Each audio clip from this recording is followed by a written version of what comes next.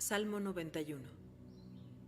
El que habita al abrigo del Altísimo morará bajo la sombra del Omnipotente.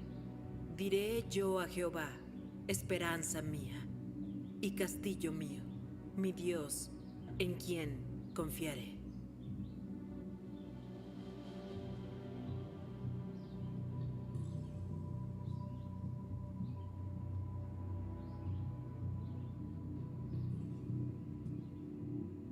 Nosotros recibimos este llamado del Señor. El Señor tiene un propósito para nosotros como familia, para vivir nuestras vidas por Él, una vida de servicio a favor de los afganos. Y aquí estamos.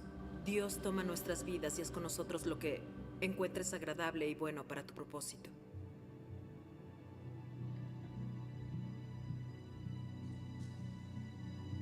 Era un día normal para nosotros. Werner fue a la oficina y estaba enseñando esa mañana.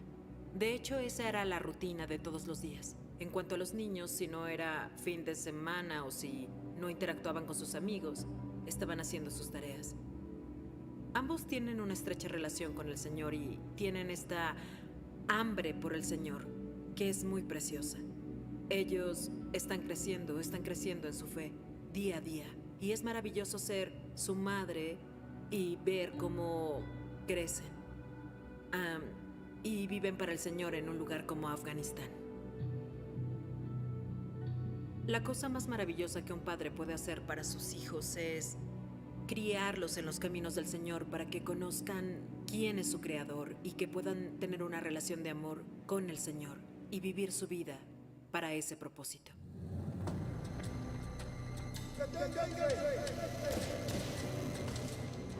Me pregunté muchas veces, Señor, ¿este es el lugar en donde quieres que estemos? Por todas las dificultades y desafíos, podemos perder nuestras vidas en cualquier momento por el Señor. Cuando veo eso en el ámbito espiritual, yo sé que Él no nos trajo a un lugar como Afganistán para abandonarnos, sino que Él tiene un plan y un propósito para estar aquí. Por eso sé al 100% que estamos en el lugar correcto, que estamos siendo obedientes al llamado. Señor, ayúdanos.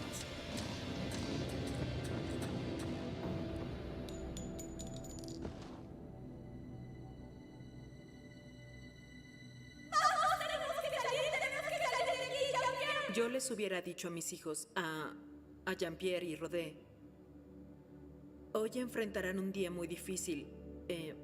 Yo no estaré ahí para ayudarlos. Y papi tampoco estará ahí para ayudarlos. Pero Jesús iba a estar ahí para ayudarlos, iba a hacerlo. Él prometió que nunca nos dejaría ni abandonaría.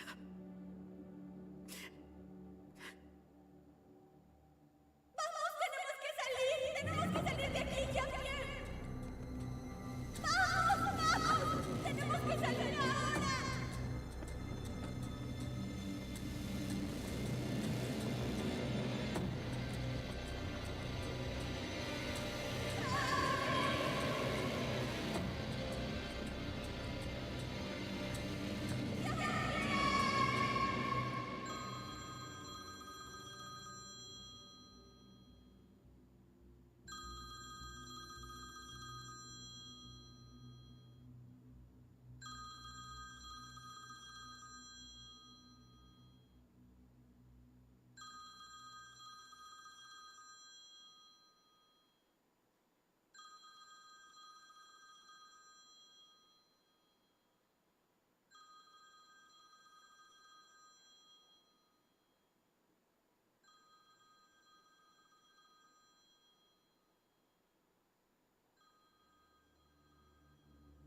Yo creo que ellos están frente al trono del Señor adorándolo, alabándolo, glorificándolo. Y que están esperándome a que termine la carrera también.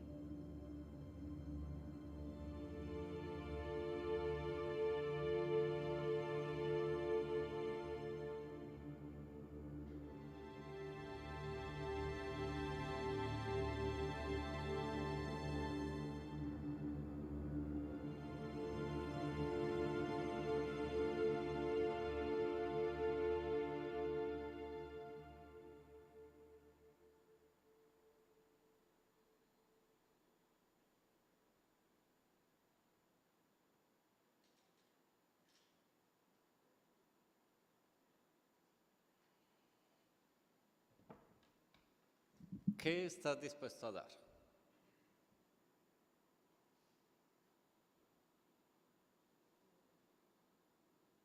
Sé que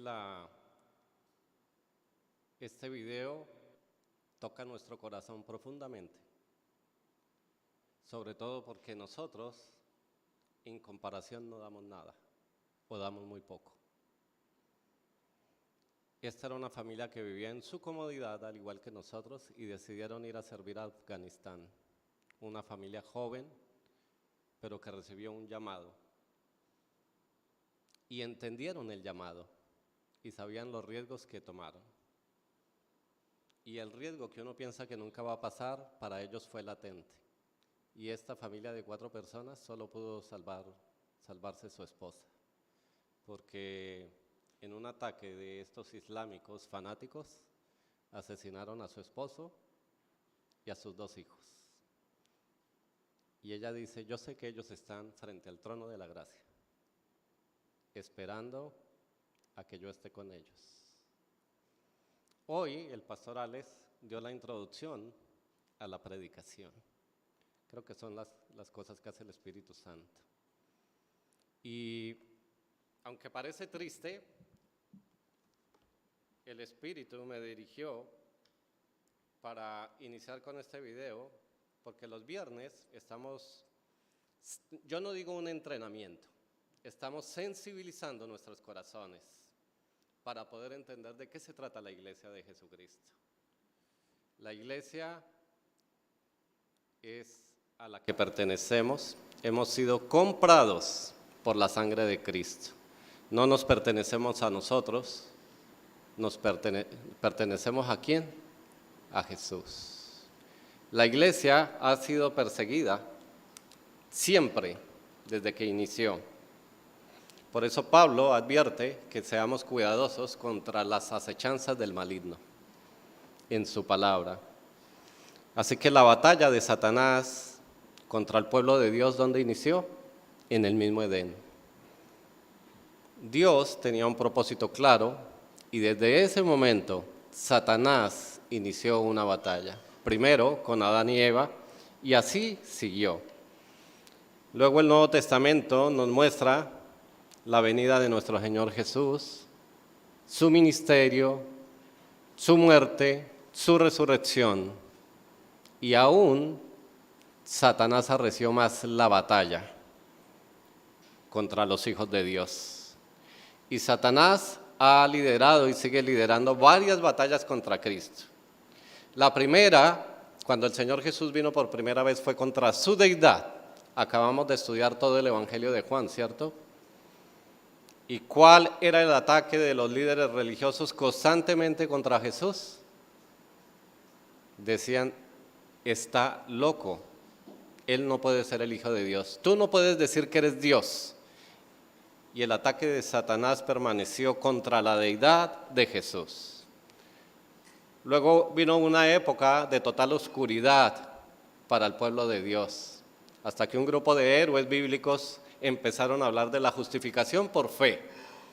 Y Satanás se levantó, al igual que estos héroes de la fe, se levantó contra el pueblo de Dios a decir: la justificación no es por fe.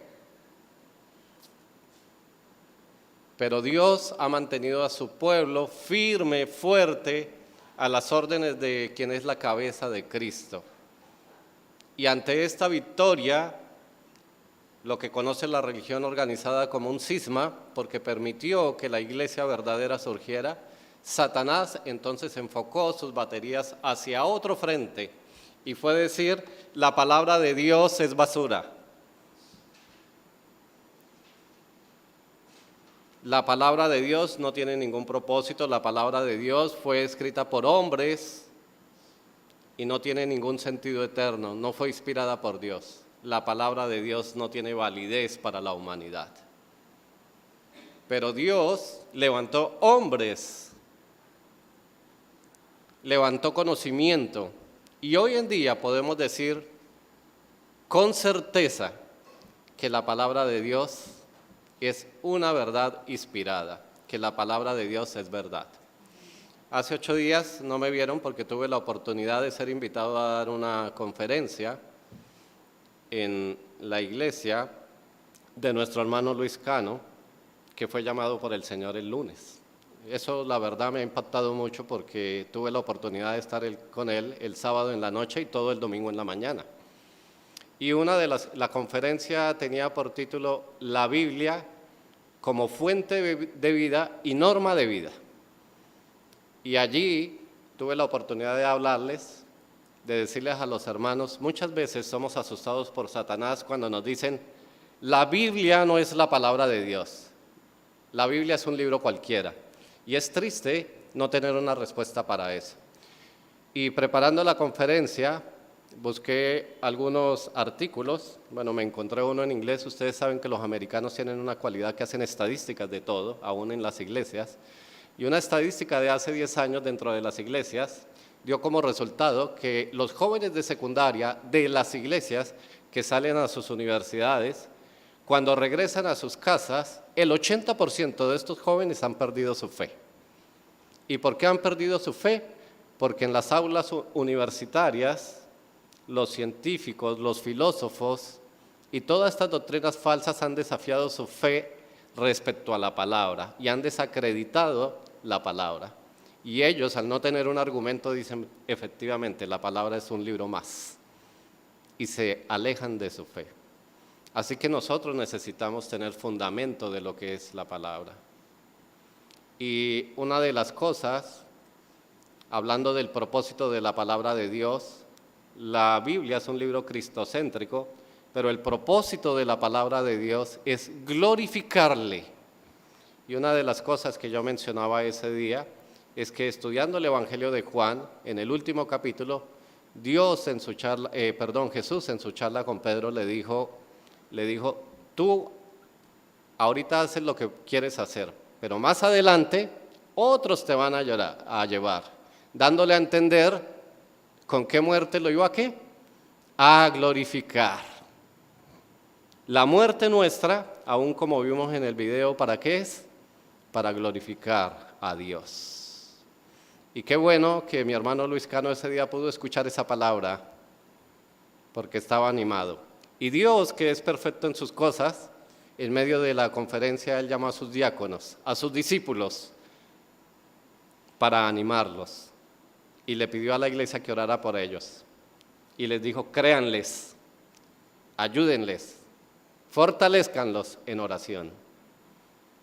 Y Dios tiene cosas especiales. Así que en mi corazón tenía exponer el libro de Génesis.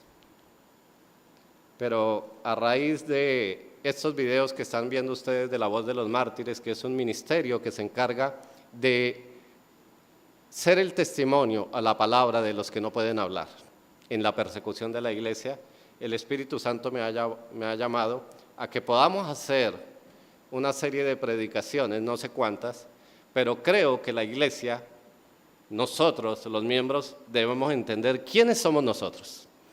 Discúlpenme que lo diga así redundante. La iglesia debe entender qué es la iglesia. Amén.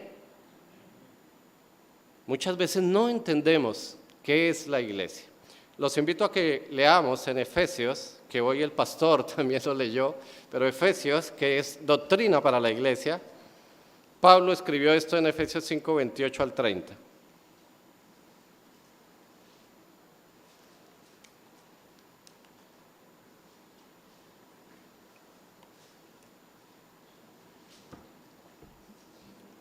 Efesios 5 del 28 al 30 dice, así también los maridos deben amar a sus mujeres como a sus mismos cuerpos. El que ama a su mujer, a sí mismo se ama. Porque nadie aborreció jamás a su propia carne, sino que la sustenta y la cuida, como también Cristo a la iglesia. Porque somos miembros de su cuerpo, de su carne y de sus huesos. Ahora ustedes dirán, ¿pero qué tiene que ver esto con la predicación? Bueno, nosotros somos miembros de la iglesia, pero muchas veces pareciera que aborrecemos a nuestro propio cuerpo. Muchas veces pareciera que no queremos vivir con nuestro propio cuerpo. Muchas veces pareciera que no queremos cuidar a nuestro propio cuerpo. al cual pertenecemos, a ese al cual fuimos injertados por pura gracia y misericordia con la sangre de Cristo en la cruz. Así que necesitamos volver al origen de qué es la iglesia y entenderlo. No sé si a ustedes les gustaría que hoy todas estas sillas vacías estuvieran llenas, pero algo pasa, ¿cierto? Porque domingo tras domingo las sillas permanecen vacías. Algo está pasando en el corazón de la iglesia que hace que esas sillas sigan vacías. Algo está pasando en la iglesia que hace que la iglesia haya entrado en una dinámica de adormecimiento. Y yo espero con esta serie de predicaciones que suceda algo en nuestro corazón. La iglesia necesita tener un despertar. Gracias a Dios, porque nosotros no tenemos esta persecución, como en Afganistán o en Mauritania. Pero algo debe suceder en nuestro corazón para entender que por la gracia de Dios, gracias a que no estamos en una persecución a muerte, tenemos que hacer algo aquí cuando no somos perseguidos. Tenemos que dejar el temor a un lado, tenemos que marcar nuestras prioridades como hijos de Dios, que cuando decimos que somos hijos de Dios y le pertenecemos a Él, podamos entenderlo, vivirlo y hacerlo. Que la iglesia no es un sitio para apagar la voz de la conciencia. Que la iglesia es un sitio a las que nos trajo Dios para vivir en Cristo. Necesitamos entender que tenemos la mente de Cristo, que fuimos comprados por su sangre preciosa, que no nos pertenecemos a nosotros y que le pertenecemos a Él. Cada día a día le damos gracias a Dios por nuestro sustento, por nuestros alimentos, por el trabajo, por nuestra salud, por absolutamente todo.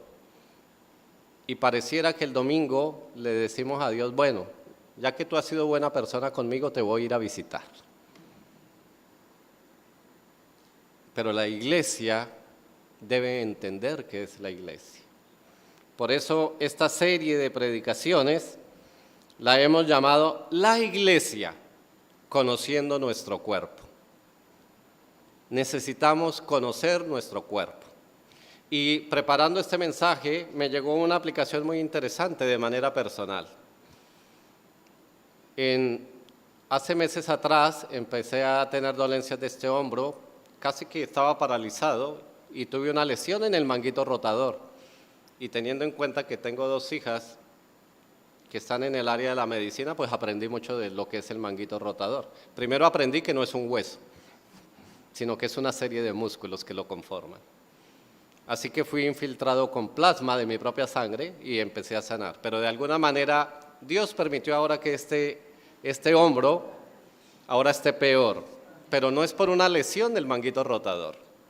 Es porque pasó algo. Se llama capsulitis. ¿Qué es la capsulitis? Donde se encuentra el hueso húmero con esta parte, omóplato, bueno, no me acuerdo ahorita cómo se llama, que entra y esa cavidad. No es que esa cavidad presione el hueco para que no se salga, eso es lo que hace el manguito rotador. Así que el hueso entra allí y el manguito rotador lo sostiene. Bueno, lo que pasa en mi cavidad fue que empezó a generar costras adentro.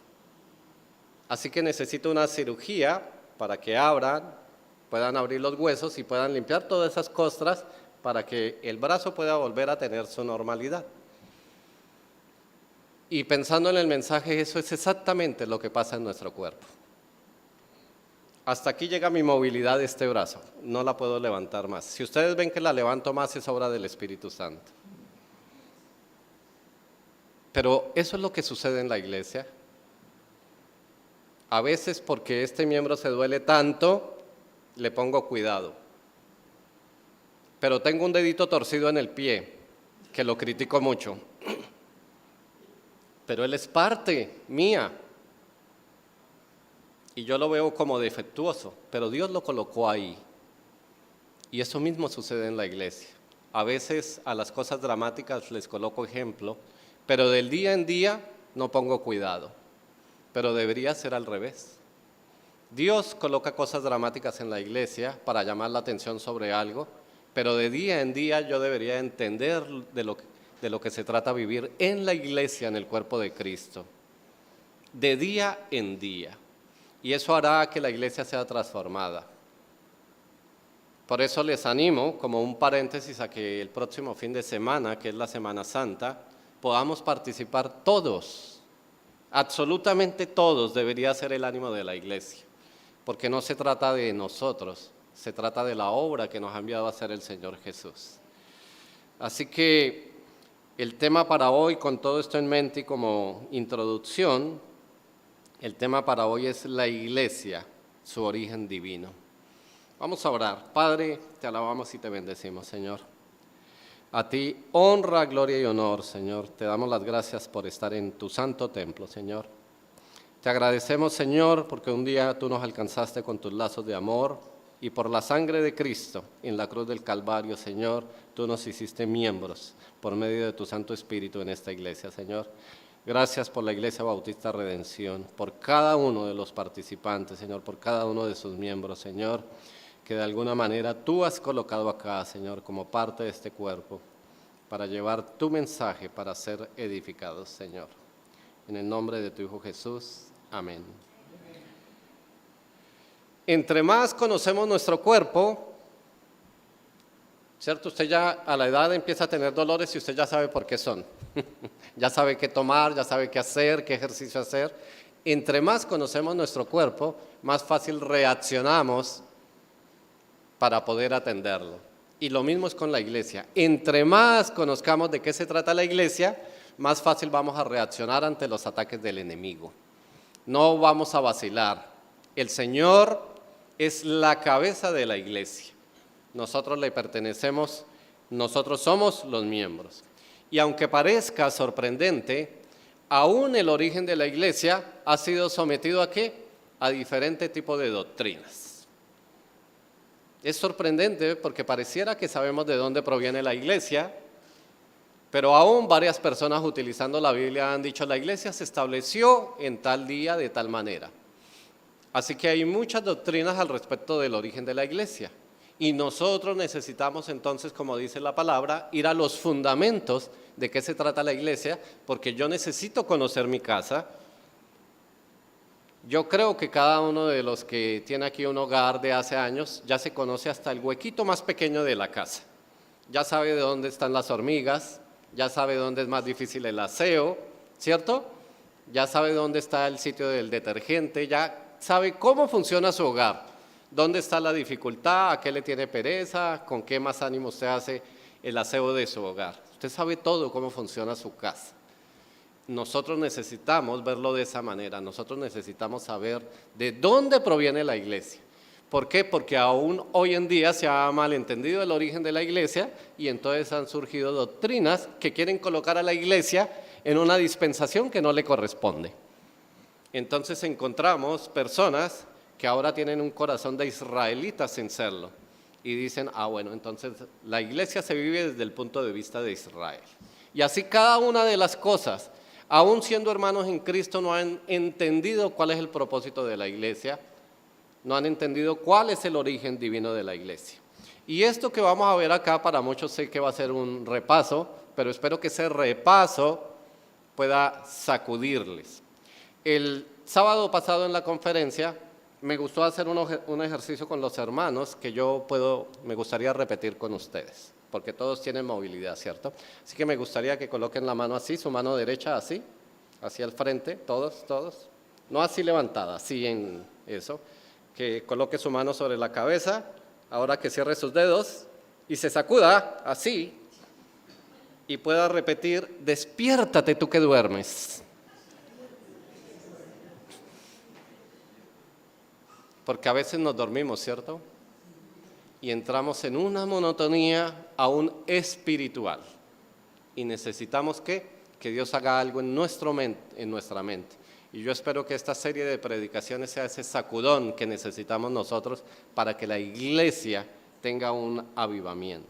Así que vamos a iniciar con el origen de la palabra, que yo sé que muchos ya la saben, ¿no? El origen de la palabra iglesia, ¿cuál es? Viene del griego eklesia. que se deriva de un verbo compuesto que se llama ekkaleo con doble K. Es una palabra o un verbo compuesto. Ese et quiere decir fuera y el kaleo quiere decir llamar. O sea, llamar afuera, eso es lo que quiere decir eclesia. Es el llamado hacia afuera. Entonces eso significa que vamos a convocar ¿qué? Afuera. Y en el Antiguo Testamento la palabra era keal, pero tanto en el Antiguo Testamento como en el Nuevo Testamento la palabra significa es reunión. Es la reunión de los llamados afuera. ¿Por qué era esto? Porque la democracia en el pasado sí funcionaba. ¿Qué quería decir? Que los habitantes de una comunidad se reunían y decían, vamos afuera, todos salgan de su casa y nos vamos a poner de acuerdo porque no hay agua. ¿Qué hacemos con el agua? Bueno, necesitamos los varones ir a hacer una limpieza a la bocatoma del río. Y todos ellos salían en una reunión, todos llamados afuera, y todos, por el bien, por el interés común, iban y hacían el trabajo. Pero ya sabemos que la política, como se lleva ahora, fue distorsionando todo esto, ¿no? Y esto fue cambiando. Así que es en el Nuevo Testamento donde por primera vez la iglesia, la palabra iglesia, tiene la connotación como nosotros la conocemos hoy.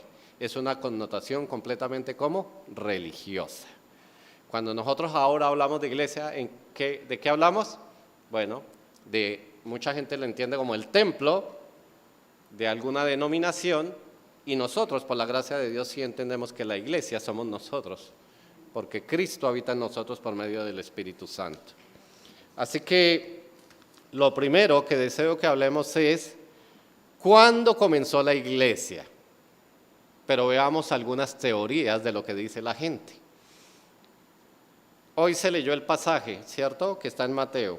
El Señor Jesús, preguntándole a sus discípulos, les dijo, y bueno, ¿quién dicen ustedes que yo, qué dice la gente que soy yo?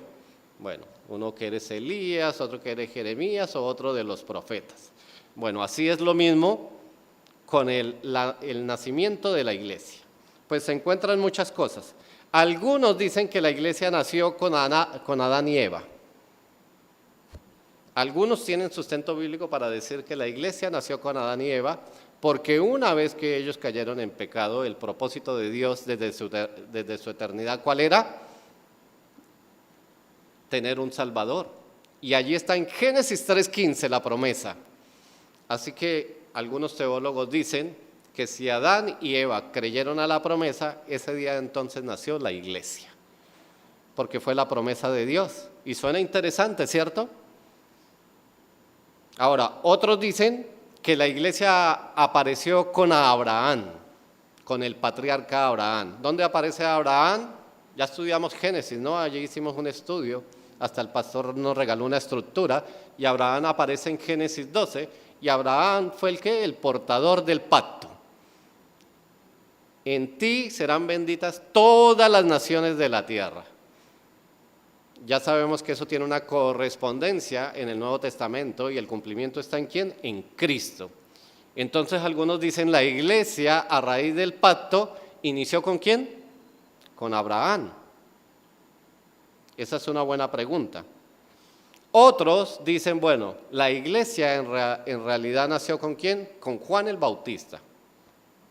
¿Por qué la iglesia dicen algunos que nació con Juan el Bautista? Bueno, porque Juan el Bautista, pregonero de Cristo, tuvo un encuentro con Jesús para bautizarlo. Entonces, ese día inició el ministerio de Jesús. Es necesario que se cumpla toda justicia, y el Señor Jesús permitió su bautismo en las manos de Juan el Bautista. Entonces algunos dicen, bueno, ese día inició el Señor Jesús su ministerio, ese día, ya que Cristo es la cabeza de la iglesia, ese día nace la iglesia. También está interesante, cada una de estas está interesante. Bueno, otros dicen, la iglesia en realidad nació con el mismo Cristo. Él fue el quien llamó a los 12 apóstoles, ¿cierto? ¿Se acuerdan? Dentro de sus discípulos, un día los llamó y les dijo a los 12, es necesario que estén conmigo y que vayan a predicar. Bueno, eso es lo que hace la iglesia, estamos con Cristo y salimos a predicar. Así que algunos dicen que la iglesia nació con Cristo. Y también porque hablando con Pedro, que hoy leímos el pasaje, el Señor Jesús hizo su confesión y por primera vez mencionó la iglesia. Sobre esta roca edificaré mi iglesia y las puertas del Hades no prevalecerán contra ella.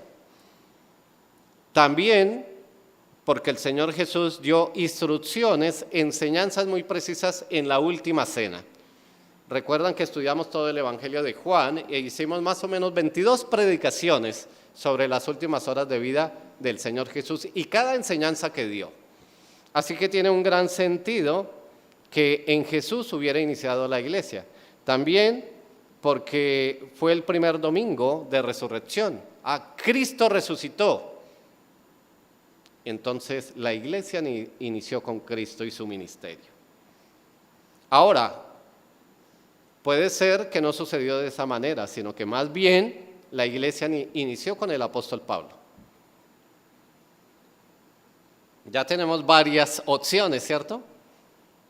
De pronto algunos están preguntando, no había pensado en eso.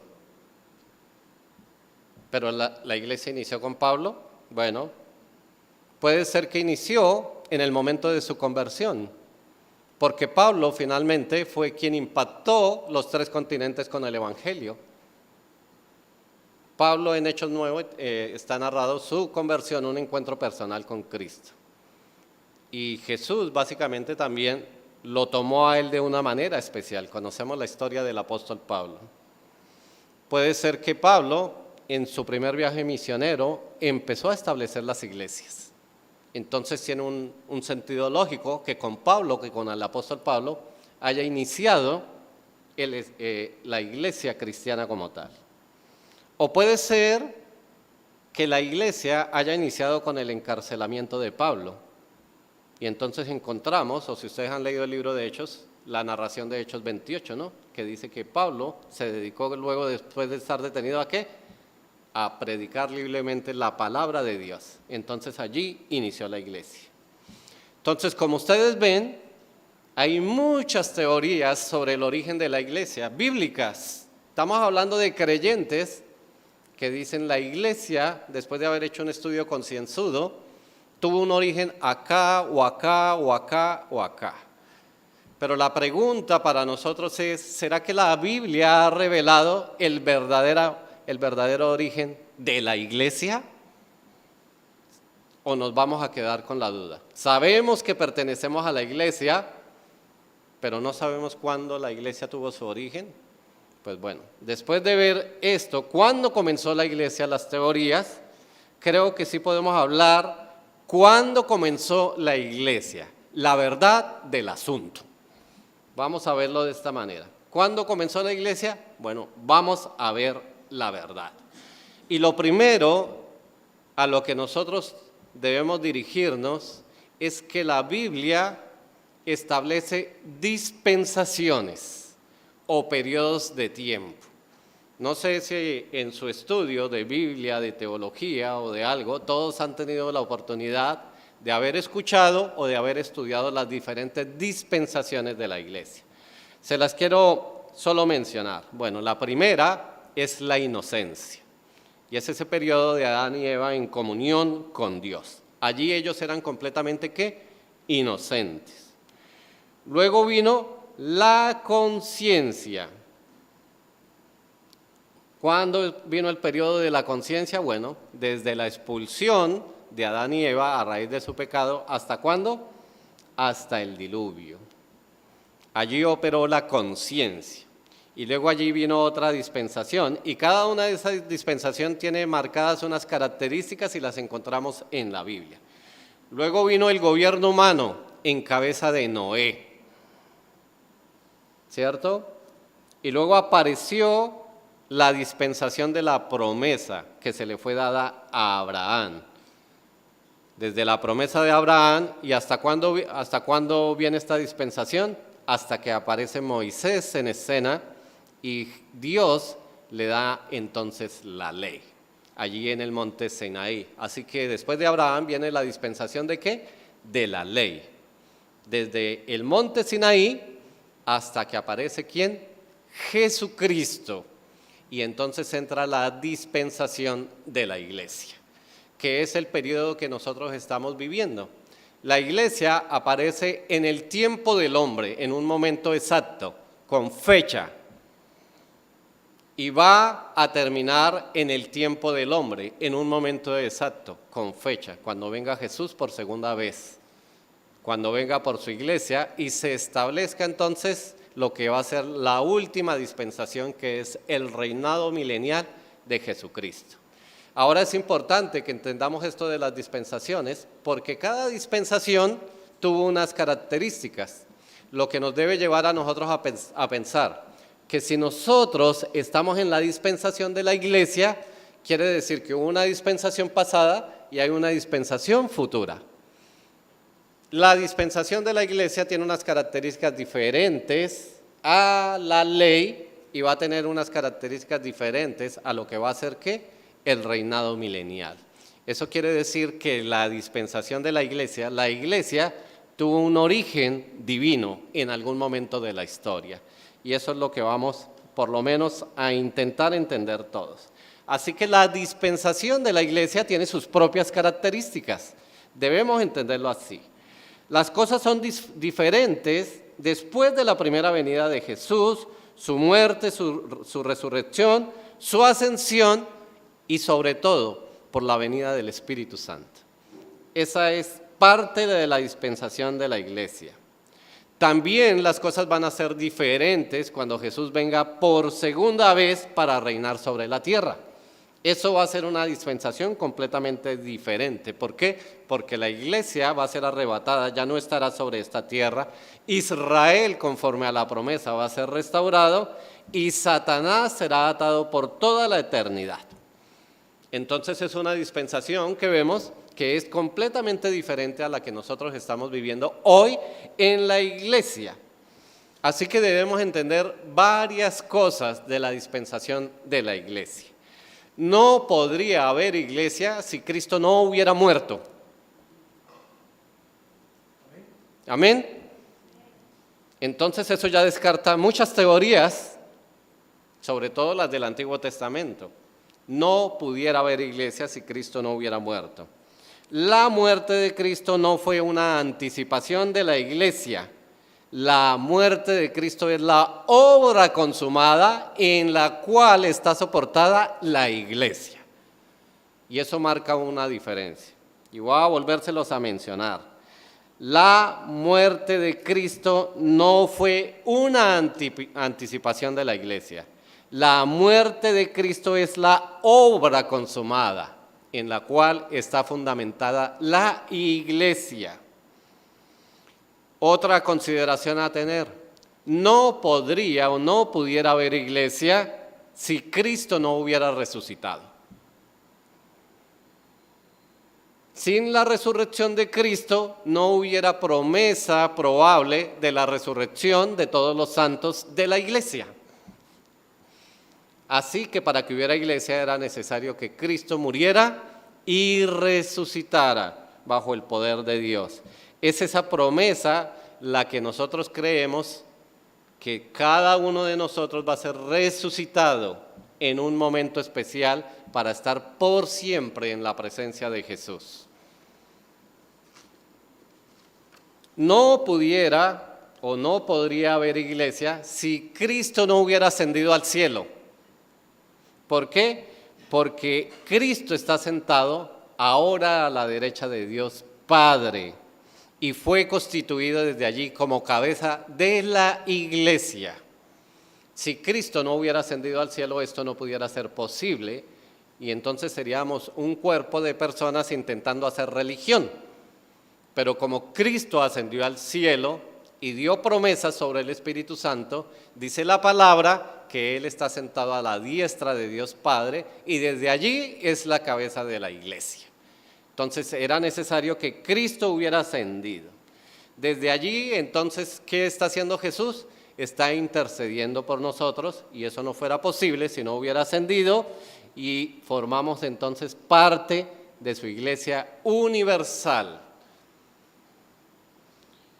Y no podría haber iglesia si no se hubiera cumplido la promesa del advenimiento del Espíritu Santo.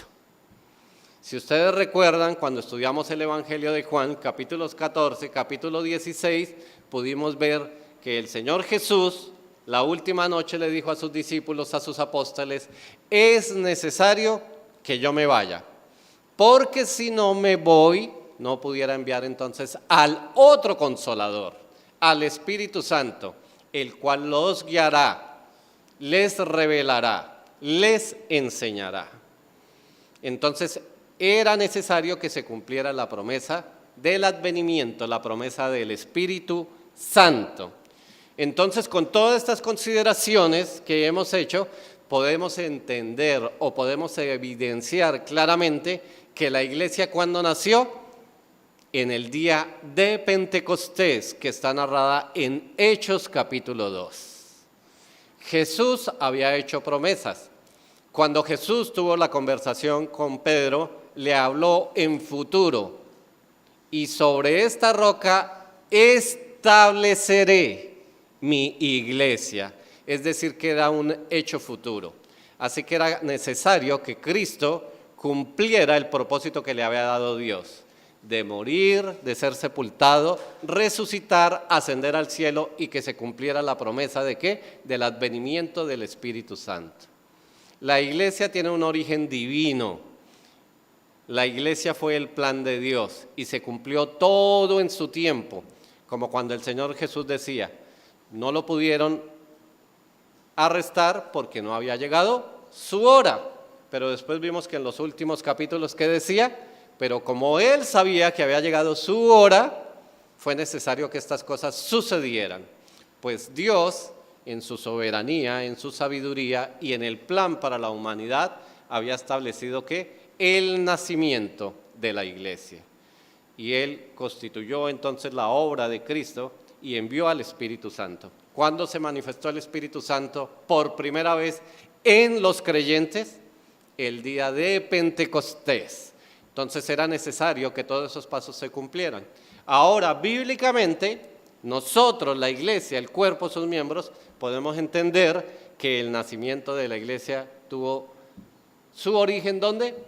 En el Pentecostés, cuando todos estaban orando, y dice Hechos 2, vamos a leerlo, Hechos 2, del 1 al 4.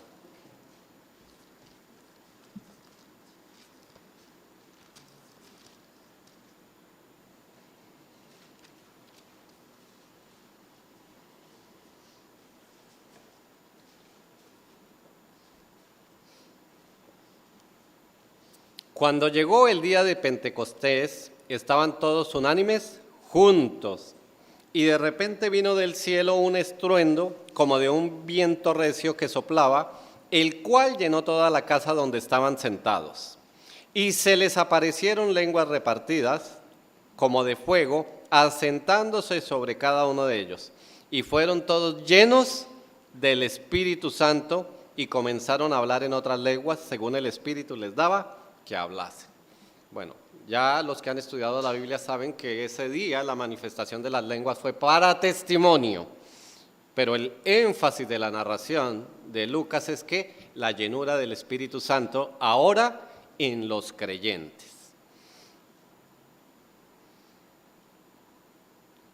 La resurrección y ascensión de Cristo entonces son fundamentales para el establecimiento de la iglesia. La iglesia, como les decía, está edificada sobre la resurrección. Vamos a ir allí para tener el sustento bíblico, Efesios capítulo 1, versículos 19 y 20. Efesios capítulo 1, 19 y 20 dice así: ¿y cuál la supereminente grandeza de su poder para con nosotros los que creemos, según la operación del poder de su fuerza, la cual operó en Cristo, resucitándole de los muertos y sentándole a su diestra en los lugares celestiales? Era necesario que esto sucediera. La iglesia está edificada sobre la resurrección. ¿De dónde viene la resurrección? Del poder de Dios. Y dice que con ese mismo poder con que resucitó a Cristo, nos va a resucitar a nosotros. Y todo lo que opera dentro de la iglesia es basado y sustentado en ese mismo poder de Dios. Dios es todopoderoso.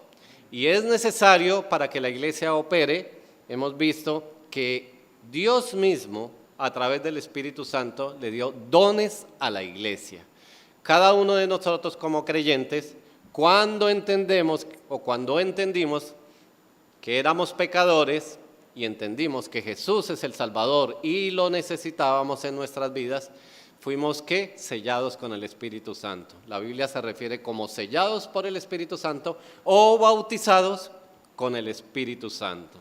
Eso quiere decir que cada creyente tiene dones espirituales para colocarlos al servicio de la iglesia. Y vale la pena aquí mencionar, para efectos de la iglesia, que hay una diferencia entre los dones espirituales y los talentos que Dios nos da. Los talentos también los tiene el mundo, pero los dones espirituales son exclusivos de la iglesia y son para edificar el cuerpo de Cristo. Puede que yo en mi vida pasada tuviera un don, un talento especial y ahora lo coloco al servicio de la edificación de la iglesia. Pero una cosa es un talento y otra cosa es un don espiritual. Allí más adelante, Efesios 4, del 7 al 12,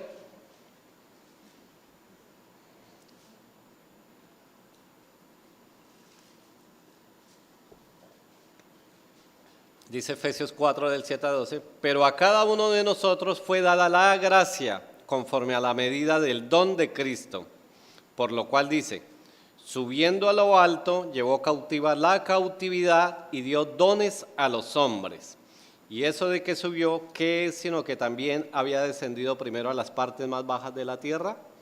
El que descendió es el mismo que también subió por encima de todos los cielos para llenarlo todo. Y él mismo constituyó a unos apóstoles, a otros profetas, a otros evangelistas, a otros pastores y maestros, a fin de perfeccionar a los santos para la obra del ministerio, para la edificación del cuerpo de Cristo. Eso es la iglesia, los dones son para la iglesia. Entonces, el hecho principal que establece que la iglesia nació en el día de Pentecostés es que el Espíritu Santo bautizó a los creyentes. Y cada uno de nosotros entonces es injertado en la iglesia, ¿cómo? Cuando recibimos a Cristo e inmediatamente somos bautizados por el Espíritu Santo y nos son dados, ¿qué? Dones. Esta promesa se halla en futuro, antes de la ascensión de Cristo. Vamos a leerlo. Hechos 1:5.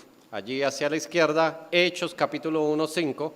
Esto para poder entender que la iglesia está claramente definido su origen en el día de Pentecostés. Hechos 1, versículo 5. El Señor Jesús dijo, porque Juan ciertamente bautizó con agua, mas vosotros seréis en futuro bautizados con el Espíritu Santo dentro de no muchos días. Esa era la promesa que estaban esperando ellos del advenimiento del Espíritu Santo. Entonces, ¿qué hace el bautismo del Espíritu Santo? Bueno, vamos a darle respuesta a esta pregunta. Vamos a ir a 1 de Corintios.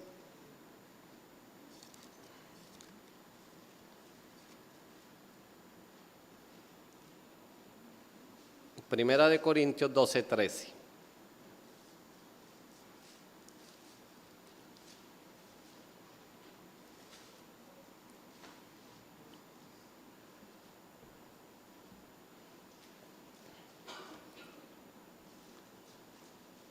Porque por un solo espíritu fuimos todos bautizados en un cuerpo, sean judíos o griegos, sean esclavos o libres, y a todos se nos dio a beber de un mismo espíritu. ¿Cuándo entramos nosotros a la iglesia entonces? Cuando somos bautizados por el Espíritu Santo. Ese mismo día, exactamente a la misma hora, minuto y segundo, que hemos entendido que necesitamos a Jesús como Salvador y lo invitamos para que sea Señor y Salvador de nuestra vida. Así que, ¿cuándo sucedió esto por primera vez según el relato bíblico? Está narrado en Hechos 2, el día de Pentecostés. Entonces ahora podemos tener una respuesta bíblica, efectiva, contundente. ¿Cuándo nació la iglesia? El día de Pentecostés, porque se cumplieron, entre comillas, todos los parámetros que había establecido Cristo para que su iglesia naciera. ¿Cuándo va a terminar la iglesia en esta tierra? Bueno, cuando el mismo Señor Jesús venga por ella. Va a cumplir su función en la tierra, pero la iglesia va a permanecer porque nosotros vamos a estar con Él, ¿no? Por toda la eternidad, y nos va a juntar entonces con los santos del Antiguo Testamento. Así que vamos a entender cuál es la naturaleza de la iglesia. Entonces, la naturaleza, como vimos, está cumplida ¿dónde? En la obra de Cristo y en cómo opera en la operación de Cristo. Entonces podemos decir que la iglesia tiene una naturaleza como divina, pero para ello debemos entender lo que no es la iglesia, porque a veces también nos confundimos con lo que no es la iglesia. La iglesia no es una prolongación del pueblo de Israel. Desafortunadamente en estos días hay un énfasis marcado en eso, que la iglesia es una prolongación del pueblo de Israel. Las promesas de Israel, según los estudios bíblicos que hacemos nosotros o que puede hacer usted, ¿qué son? Son terrenales. Vamos a ver un ejemplo, Éxodo 15, 26.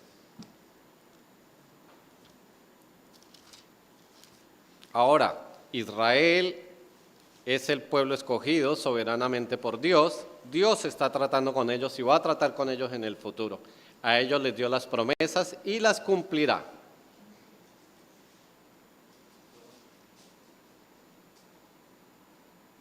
Hechos 15, 26.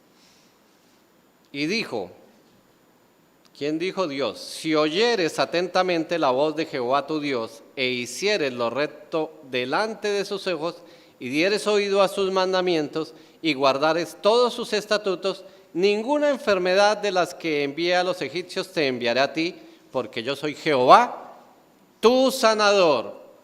¿Cuál era el énfasis para Israel? Promesas terrenales.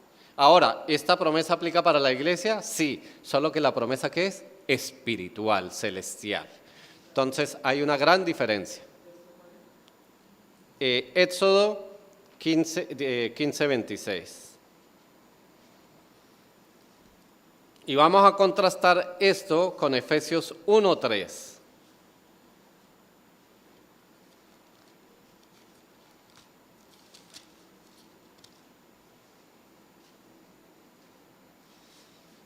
Efesios 1:3 nos dice, bendito sea el Dios y Padre de nuestro Señor Jesucristo, que nos bendijo con toda bendición espiritual en los lugares celestiales en Cristo. Entonces no podemos decir que la iglesia es una extensión de Israel. Las promesas para Israel son terrenales, para la iglesia son espirituales. En Abraham, la simiente para Israel es física. En Abraham, para la iglesia, la simiente, ¿cómo es? Espiritual. Hay una gran diferencia. No es la extensión de Israel la iglesia. Las promesas son diferentes. Pablo explica eso en Romanos. Si de alguna manera Israel celebrara su nacimiento, lo celebraría en el monte Sinaí, ¿cierto? Porque allí le fue dada la ley, allí fue constituida como nación. Si la iglesia de alguna manera celebrara el aniversario, ¿cuándo lo celebraría? En el día de Pentecostés. No somos una extensión de Israel.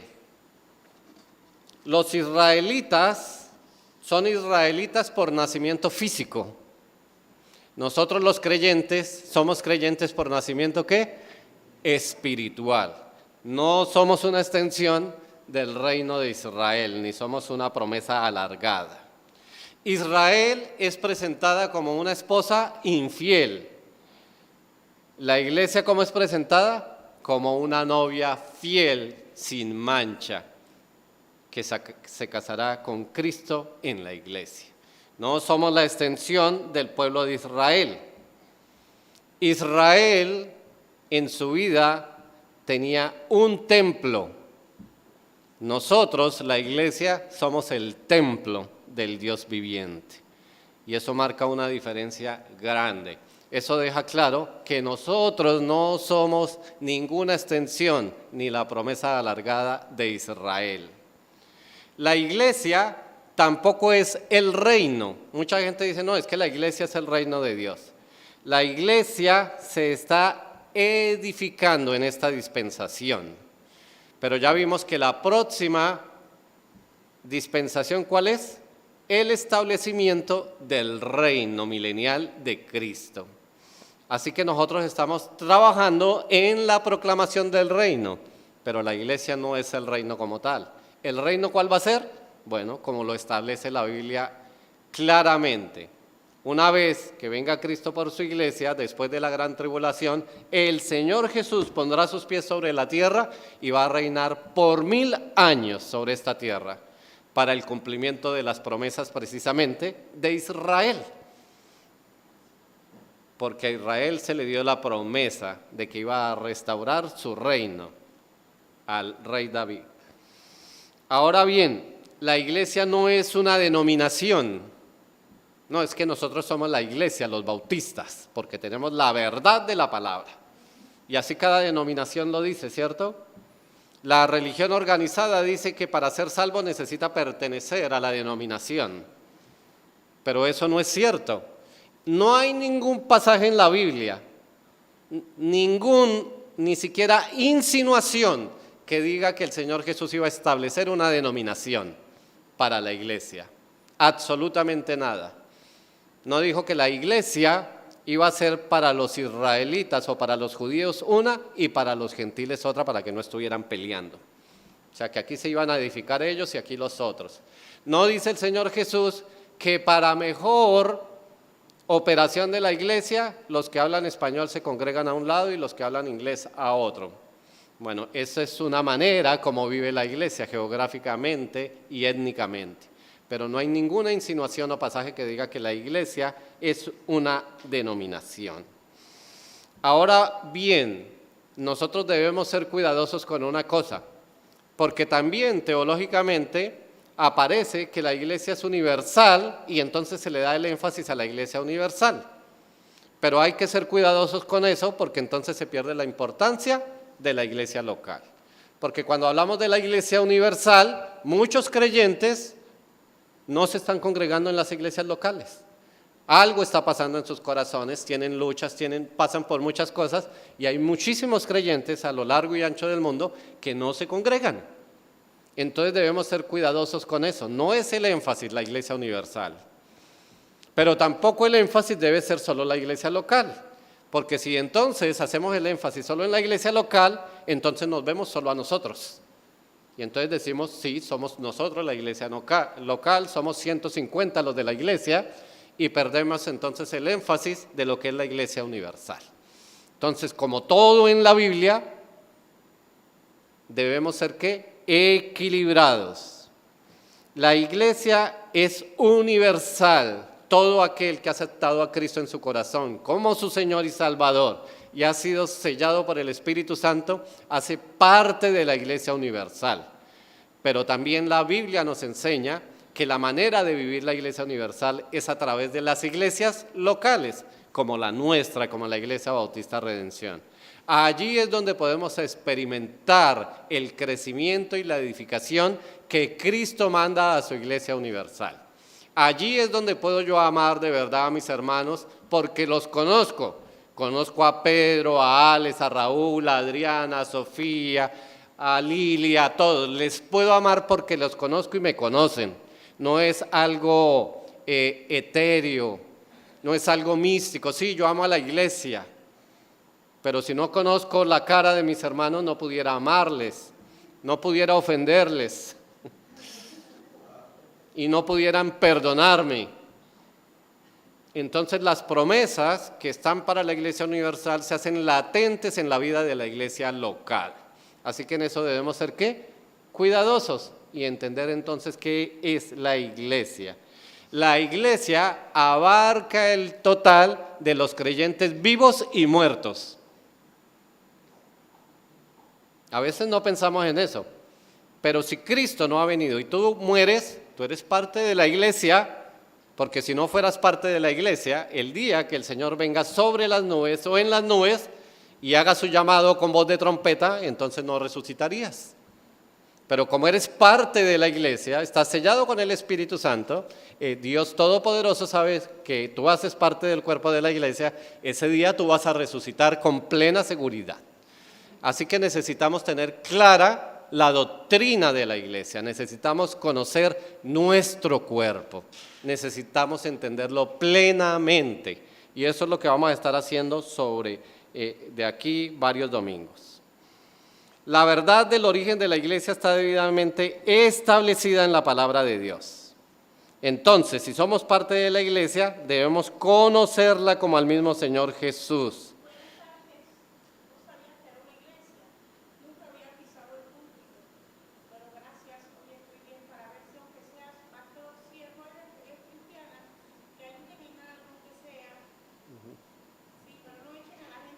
No se preocupe. No, la va a atender. Ya. Bueno. Amén. Todas esas cosas, aún estos pequeños detalles, ¿cómo debemos discernirlos? Espiritualmente. No sabía que era una iglesia. Qué llamado de atención. Necesitamos entonces mostrarnos como iglesia.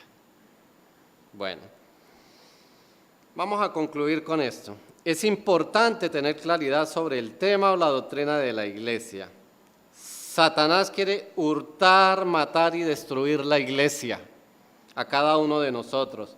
Y debemos colocar todos nuestros esfuerzos, establecer nuestras prioridades para que haya entendimiento y los falsos maestros o las falsas doctrinas o las falsas prácticas no la diluyan.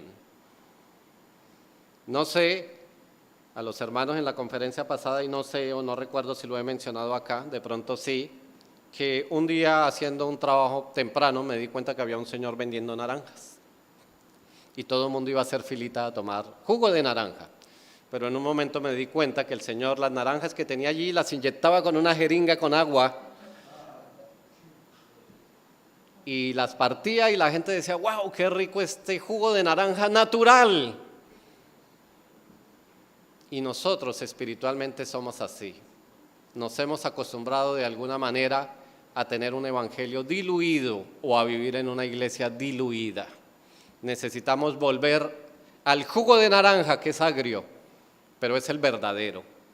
Y en la iglesia nos vamos a tropezar, nos van a hacer tropezar y nosotros vamos a ser de tropezadero. Porque esa es la vida de la iglesia. Dice la palabra que es un cuerpo viviente.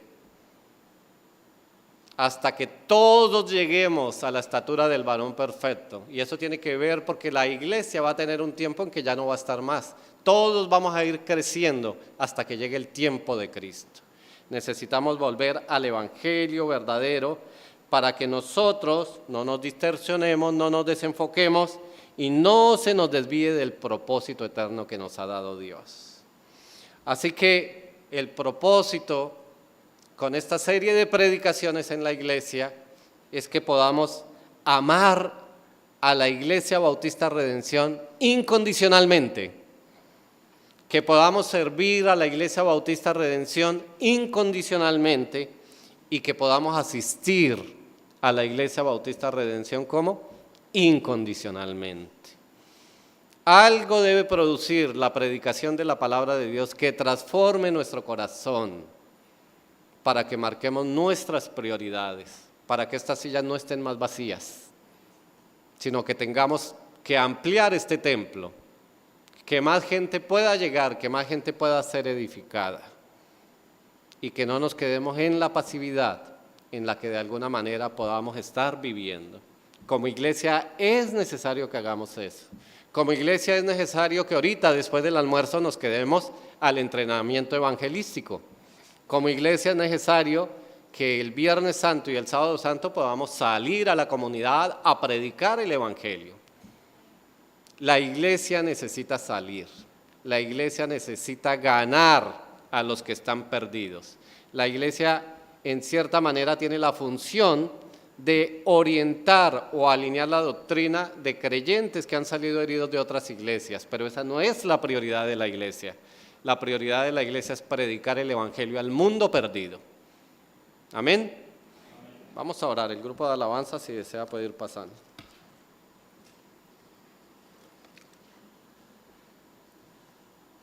Padre, alabado sea tu nombre. En esta tarde, Señor, te damos las gracias por tu bendita palabra, Señor. Te damos las gracias, Señor, porque tú nos hiciste parte de tu iglesia, aquella que estableciste allá en la eternidad.